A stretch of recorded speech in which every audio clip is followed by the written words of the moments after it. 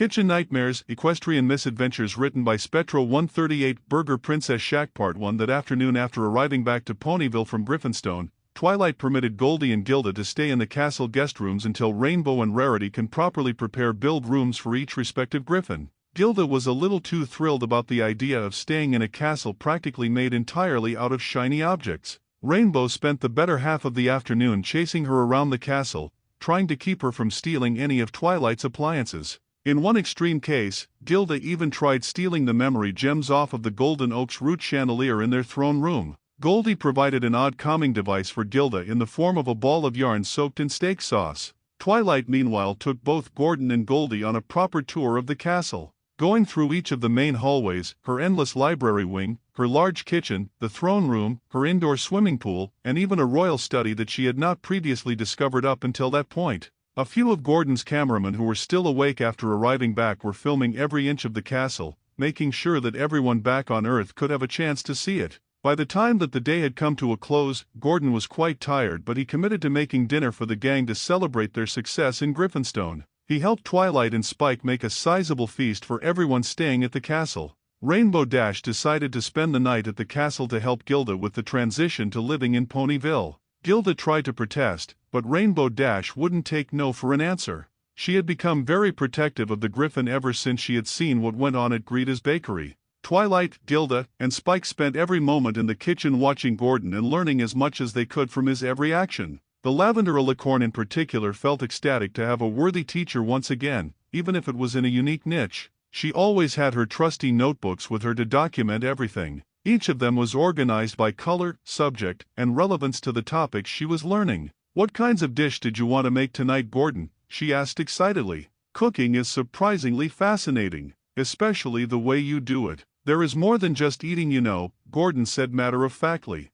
"Cooking is math, chemistry, and physics as well. Everything has a reaction depending on what you add." "Wow, I never thought about it like that." "Well, you do tend to measure a lot when you're cooking," Gilda affirmed. "You just want to stuff your face," Spike snarked at the mare. Twilight batted at one of Spike's spines in humorous annoyance. "I figured tonight, we can try something a little familiar to Las Vegas." "Mexican food," Gordon replied. "What's Mexican food?" Gilda asked. "And what the heck is Mexican?" "Mexico, my darling, is a country south of the United States. A beautiful mix of deserts, jungles, open fields, tiny mountain ranges and warm coastlines. Their food specializes in the use of processed corn and hot peppers in their cuisine. I believe your pink friend already knows how to make one Mexican dish, the classic chimichanga. Though, I'm still not entirely certain why ponies have their own versions of burgers and tacos here." "Oh yeah," Gilda replied in confirmation. "That cherry changa thing of hers. Pink has always been a little bit out there, but I never thought she knew about you humans before we did." "She didn't," Spike added. "It's just Dash Pinky being Pinky," Twilight and Spike said in unison. Gordon grabbed 2 large frying pans and set them on the stove. He then poured a small amount of oil into each pan and turned on the stove, looking slightly satisfied when it sparked to life. "First thing we have got to do is get those pans nice and hot," he instructed as the group watched him. "Twilight, my dear, hand me some of your salmon, would you?" Nodding, Twilight ignited her horn and opened the nearby freezer, levitating a case of cleaned fish fillets onto the counter next to him. "That's a lot of fish," Rainbow said jokingly. Some of the humans in the room groaned in annoyance while the ponies just looked at them in confusion. "What? Don't fucking ask," Gordon groaned. "A fucking stupid line from a bad movie." "Well, Spike is a great fisher pony," Twilight replied. "These will do quite nicely actually." "Thank you, Twilight." Gordon carefully pulled the lid off of the container and pulled 6 medium-sized fillets out, setting them on a wooden board. "All of that flavor in that fresh flaky meat. We start with adding freshly grounded salt and pepper," he continued. Taking nearby salt and pepper grinders, he cranked them and watched small shining crystals of salt and robust black specks of cracked pepper fall onto each of the fillets. Lifting the pan up, he moved the oil around and plopped the fillets into the pan away from him. "Always try to place the meat in the pan away from you so you don't splatter yourself. Give the pan a couple of shakes to keep the meat from sticking to the pan. If it sticks, it'll burn really quickly." Then he grabbed a couple of small jars from one of the nearby cabinets, opened them up and gave each of them a deep whiff to identify their contents. Satisfied with what he found, he placed them next to the stove and began scooping from each jar and mixing them into a small bowl. Here, I will show you a really easy marinade to use for the fish. Start out with 2 tablespoons of fermented soybeans, which is also called miso paste back home. That gives it a really nice, rich sort of sweetness to it. A tablespoon of sugar, a couple of tablespoons of white wine. Do you happen to have any on hand, Twilight? Oh sure. I usually have a couple of bottles of Chardonnay around for rarity or the princesses, Twilight replied. Have any beer in this place? Gilda asked curiously. In the cellar, though I try to stay away from it unless we are having a party here or something. Heading into her wine closet, Twilight rummaged around through her various bottles. Gordon heard her drop and break a couple of bottles. A small flood of red liquid came pouring out of the closet and into the kitchen like a red river. Twilight started cursing up a storm, using new unique words that made even Rainbow Dash cringe. A flash of violet appeared in the closet, and Twilight trotted out with her hair sopping wet, smelling of wine. The bottle was floating in her magical grasp as she handed it off to Gordon. He gave her an amused look which she did not have at all. Her annoyance only increased when Gilda and Spike began giggling at her expense. Spike, do you think you can get Dash Dash? She started. The mop, sure yeah, he snickered as he ran out of the room. Sweet Jesus, are you all right? Gordon asked with concern. I hope you didn't step in any broken glass. I'll be fine, I just need a towel, and a shower before I go to bed. I smell like a brewery. Is this bottle all right? She asked through gritted teeth, presenting it to Gordon. Hey, you'll be the life of the next party at least. Gilda guffawed. Twilight just shot them a silencing look before turning her attention back to Gordon. Grabbing the bottle out of her magical grasp, he looked over the label. It had a small image of an outline of a hoof and the golden words said Bear Hoof Chardonnay. Not sure if it's like the brand back home, but this will do okay. I'm looking for the vinegar kick it will give the marinade anyway, the human said. Spike lad, we need that towel on the double. I'd rather have a happy alicorn watching me work. I hear ya. Spike called from down the hall. Spike came dashing back into the kitchen with a mop in one claw and a large white towel in another and began wrapping up Twilight, patting down every inch of her. She seemed to feel a bit better once her coat wasn't soaked in wine, though her annoyance at Gilda and Rainbow didn't stop as the two continued to snicker at her. Please continue, Gordon, and let's never speak of this again, shall we? Twilight insisted. Fine with me. Long as you are all right to continue. I'll add a few tablespoons of olive oil to my marinade. Then a bit of salt and pepper. I'm looking for a sort of nice, thick, rich marinade out of this. He took a whisk and mixed the mixture together until it was smooth and viscous like honey. Now, we've got to flip our fish fillets, he continued. Using a spatula, he carefully flipped each slightly darkened fillet over onto their uncooked sides for a few seconds, and then placed all of them into a large raised pan where he poured the marinade on top of them. Let the fillets soak in the marinade for a few minutes. Now, we want something sort of pickly. Got any cabbage in here? Coming right up, chef.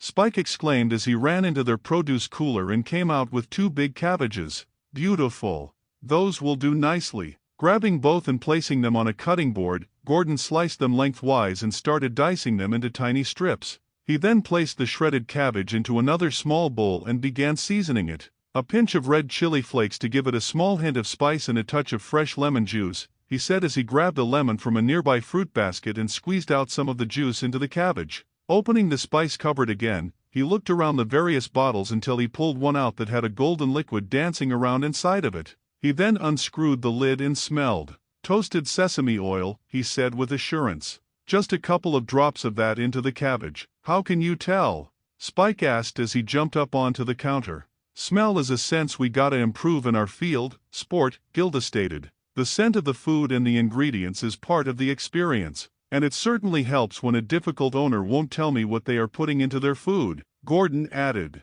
You are really into this, Gil, I'm surprised. Rainbow replied. What, you just think I was into stunt flying, scones, and sleeping? She asked. No, I just didn't expect a hobby like this out of you. You're what we like to call a Valkyrie chick, Gil. You're pretty hardcore. So it's just a little jarring is all. Gilda just laughed pridefully at that statement. Then she looked off into the distance with a dreamy gaze as if she was recollecting something from a long time ago. When I was a hatchling, I liked reading some of the ancient cookbooks in what was left of the Imperial Library. I guess it inspired me. The state of that magnificent library still haunts my nightmares, Twilight shivered. I wonder if I can convince the steward to send them down here so I can repair all of the damaged books in Equestria. Come on. What's next, Gordon? Spike asked impatiently. This is making me really hungry. Next, we mix the cabbage together and set it aside into a bowl. Then we need something to bring the tacos all together. Have any wasabi around here, Twilight?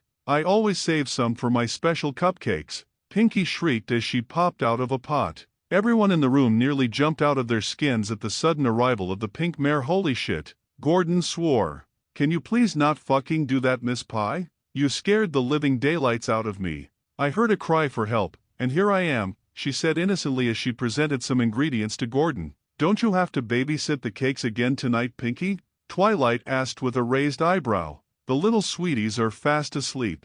I was getting bored, she whined. She handed over a tube of wasabi paste and a big bottle of barbecue sauce. Trying to compose himself, Gordon reluctantly grabbed the items. His mind did a double take, however, when he took a look at the second item. I needed the wasabi, but not the barbecue sauce. It's for tomorrow, silly. Don't let that lady push you around. Pinky ducked back into the pot and disappeared into thin air once again. Gordon tried his best to calm his breathing. That fucking mare is going to kill me one of these days, I just know it. When everyone was calmed down, Gordon continued his cooking. His last step was creating a spicy mayonnaise and toasting tortillas on the stove to turn them into crunchy shells. He then used a rolling pin to shape them as they cooled and hardened. Preparing over a dozen plates was quite a hassle, but Gordon pulled it off rather nicely as he placed the plates onto a large tray. His skills once again impressed the residents of Equus as they all sat down at a small table waiting for their food. That smells really awesome, Gordon, Rainbow said as she licked her lips greedily.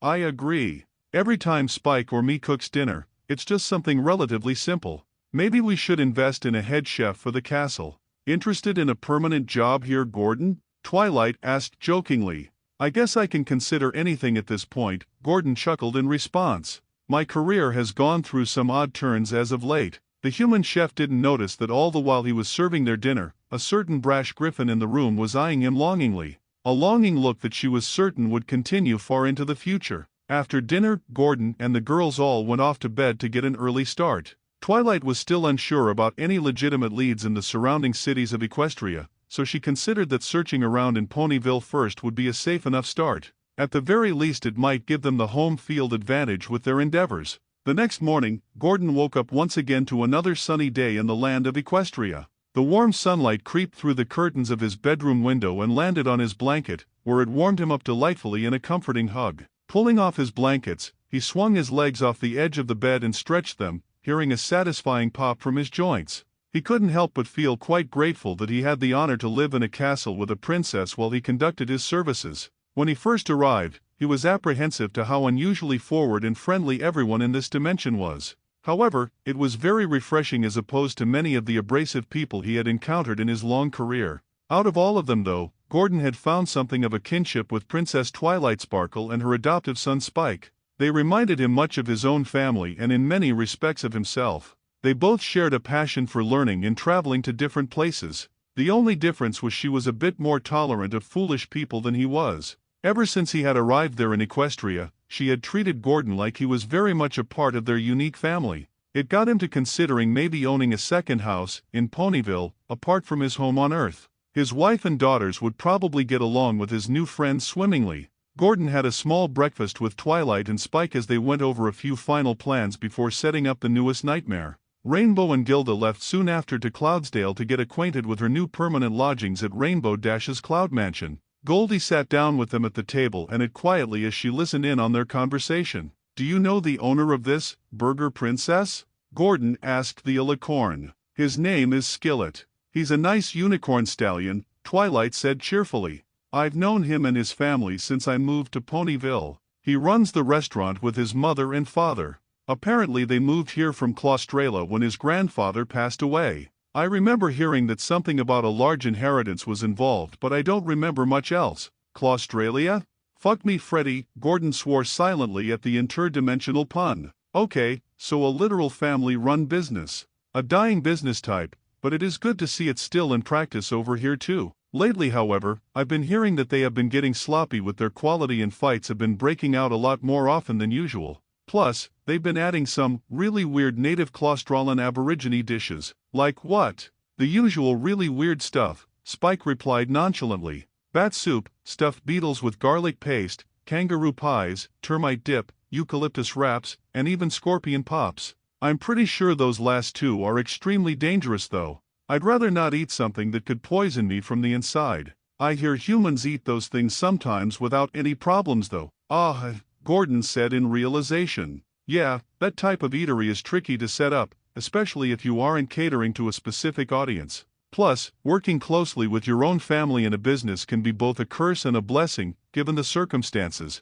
Twilight lifted her glass of orange juice and gave a big swig of the drink. Twilight and I have always done business with each other and we still love each other, Spike insisted as he shoveled a pancake into his mouth. That's because you listen to me and follow my directions, the alicorn added as she rubbed the dragon's head affectionately. Spike simply smiled at the display and went back to eating. Boys are definitely easier too when they are little, Gordon chuckled. You should have seen what my daughters and I were like. I hope I get the chance to meet them one day. Anyway though, after we're done eating, I should probably clean myself up a bit. We should probably get started on our newest operation soon. I'll wake up Jay and the others and give them a quick rundown of what to expect. Take them with you and start setting up the recording equipment at the restaurant. I will arrive there this afternoon like I did the last two nightmares. Why do you do that anyway? Wouldn't it be easier just to go there the first time around with your team? Spike asked. For recording a show, it's better that the production team gets there first and lets the owners of the restaurant know what to expect.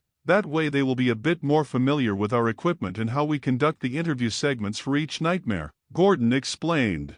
I would imagine that it also gives the restaurant time to prepare themselves for your arrival, Twilight added. Gordon shook his head. Sometimes, but more often than not, they either forget to or think that their restaurant is perfect. Well, I certainly hope they can clean up their act before you arrive, Twilight said. After they finished their food, Gordon woke up his production team and gave them a quick rundown on their newest gig. He instructed Jay and his camera crew to follow Twilight across town and begin their pre-recordings for the episode. Gordon remained behind and went to Rarities with Goldie to see her new living arrangements. At the other side of town in the growing 2nd Street, Twilight escorted the humans through the various new shops and restaurants that were slowly emerging in Ponyville. Her recent ascension to the throne attracted many a pony from all over Equestria to set up their businesses in her town of residence. Today was somewhat more relaxed and a small number of ponies were out and about spending their bits at each of the locations on the street. Twilight spotted the Flower Sisters setting up shop by the sidewalk, attracting many ponies with the scents of their plants and spices. The light sound of cello music could be heard throughout the street, coming from one of the cafes. Twilight directed the group towards the left side of the street where their objective lied. It was a single-story building with a more contemporary design, like one would find in Manhattan as opposed to the rustic aesthetic Ponyville was known for. It had a simple white and black color scheme. Simple, but striking enough to capture the attention of the passing pony. Across the front side of the top of the restaurant were the words Burger Princess Shack in bold yellow lettering. A vague outline of Princess Cadence's crown sat at the top of the B in Burger, most likely as a trademark. Heading inside, Twilight was met by an older light green unicorn stallion who recognized her instantly. He was a portly stallion with a blue shirt draping down his side. Your Highness! Crikey! It's been a while since we've been graced with your presence, the pony beamed. Are you here for lunch? And who are these fellas with you? The humans there recognized the accent as clearly Australian, but obviously it had to have been Equestria's version of the nationality. It's nice to see you again, Red Skillet. I've been pretty busy with my royal duties. Not enough time for a nice burger out on the town, unfortunately. I've really missed eating here a lot. Right now though, I am here for something else, she replied cheerfully. What can I do ya for your highness? I would like to talk to all of you before we can get down to business if that's all right. The pony's smile turned into a frown of confusion, but he then shrugged and complied with her request. All righty. Tulip. Come out here, Sheila. We've got a prestigious guest who wants to talk with us. An older pink Pegasus mare with a blonde mane and tired-looking eyes came out of a back room and smiled when she saw Twilight. Princess. It is good to see you again. We have missed hosting our finest customer, the mare said. She trotted up to the front and gave a quick bow to Twilight, who felt slightly embarrassed by the display. Apparently the princess here has something she wants to tell us, Skillet said with an unsure tone in his voice. What would you like to talk to us about? And who are these strange people? She asked. Is there a place we can sit? They nodded as they directed Twilight to an empty booth by the wall where they sat down on either side. The couple scooted over to give themselves enough room to move. "What can us blokes do for you?" Skillet asked. "It's more what I can do for you, Skillet. I've heard that your restaurant has been having a lot of problems lately and I would like to help." Both ponies had looks of exhaustion and disappointment on their faces as they lightly nodded back at her. "Fair dinkum, my lady," Skillet replied. "We've been having problems with our business ever since new ponies started showing up in Ponyville. These reviewers and big city folk are giving us a bad time. Our food used to be good, but our staff has become convinced that it's bad now. Our son is working with us now, but even that has been causing some family problems with us. We are at the end of our rope, your highness. Our business is suffering and we don't know why," Tulip stated. "Can you really help us?" "It's not what I can do to help you, but what my new friend from Earth can do for you. His name is Chef Gordon Ramsay and he most definitely can help. I just hope you can take a lot of raised voices in here." Next time, Burger Princess Shack Part 2. Thanks for watching, and if you enjoyed the video make sure to like and leave a comment and share it with a friend. See you all later.